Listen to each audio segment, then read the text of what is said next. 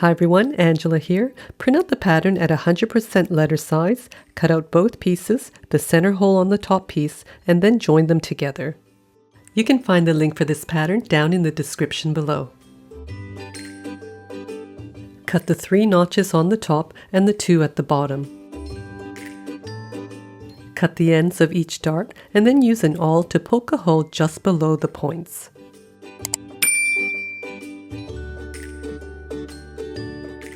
Etch across the 2 dotted lines and then fold and crease each one. If you're using minky fabric, make sure the direction of the nap goes down towards the bottom of the pattern. For the main fabric, I'm using quilting cotton with a directional pattern. Cut 2 with the grain line parallel to the selvage edge. Cut the notches for the darts and the 3 notches at the top. The notches should only be about 1/8 of an inch deep. To give the bag a puffy look, use fusible batting with the glue dots on one side. Cut 2 pieces, then cut the bottom of the darts and the 3 notches at the top. With the fabric right sides together, cut 2 pieces for the lining, then cut the notches for the opening, the bottom of the darts, and the 3 at the top. By the way, I like to use my Kai embroidery scissors to cut all my notches. Use a vanishing ink pen to mark the tops of the dart and also to trace around the hole at the top. Flip over and mark on the other piece. I'm just going to mark the darts and the opening so that you can see.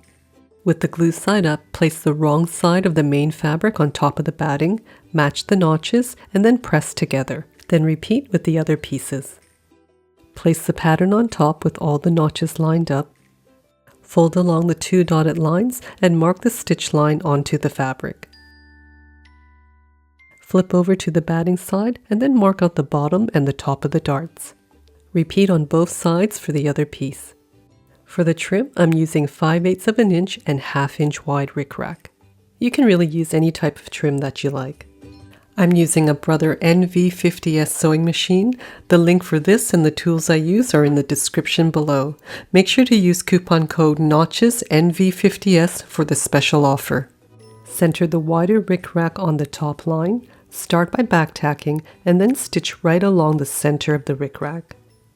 You can pin all the Ric Rac in place, or you can just keep checking that you're centering the Ric Rac right on top of the lines.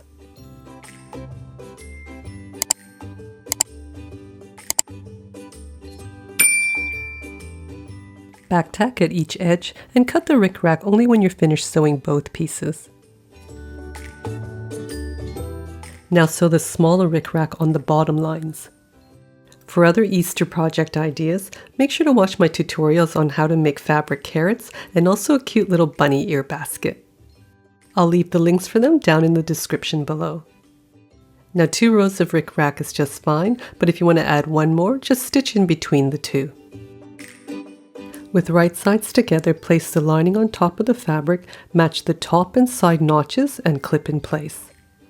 Pin through all the layers inside the circle and repeat for the other side.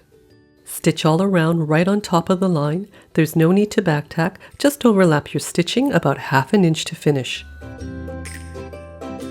To make the darts, separate the fabric, fold with right sides together, matching the notches at the bottom. Crease along the center with that top mark on the fold. Start your stitching just beside the notch and then stitch about 1/2 an inch past that top mark.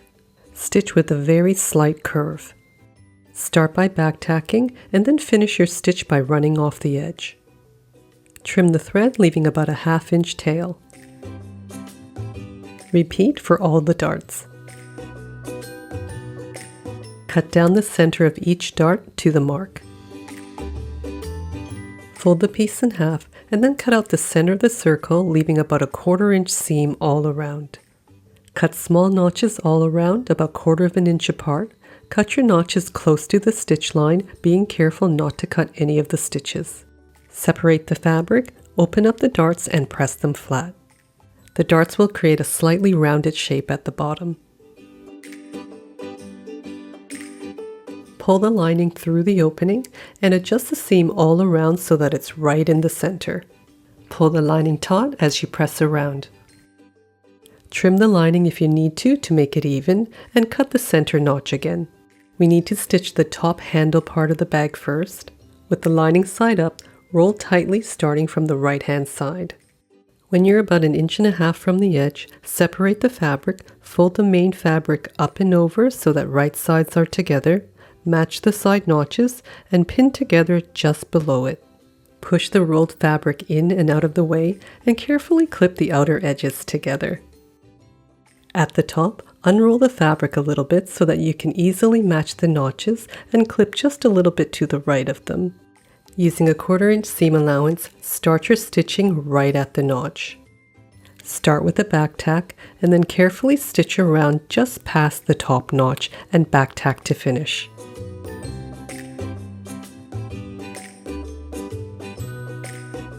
Trim the threads and then pull out that side of the handle. This time with the main fabric facing up, roll tightly and then bring the lining up and around, match the side notches and pin just below it.